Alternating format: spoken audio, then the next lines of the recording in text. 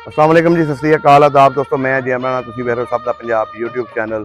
अज असीं पहुंचे हैं, जैसा तुसीं देख रहे हो साडे पिछे गौरमेंट हाई स्कूल बदोगी गुसाइयां पिछे साडे स्कूल है। असीं पिंड बदोगी दे विच पहुंचे हैं ते तुहानूं अज दिखावांगे थोड़ा तरीखी मंदिर। कहंदे ने गुसाई हिंदू सन जिन्हां ने यह मंदिर बनाया सी। अज तो कुछ साल पहले ये बहुत बुरे हालात सन इहदे ते पंजाब हुकूमत ने इनू रेनोवेशन का काम शुरू करवाया। तो आओ तुहानूं दिखाने मंदिर, आओ जी साडे नाल।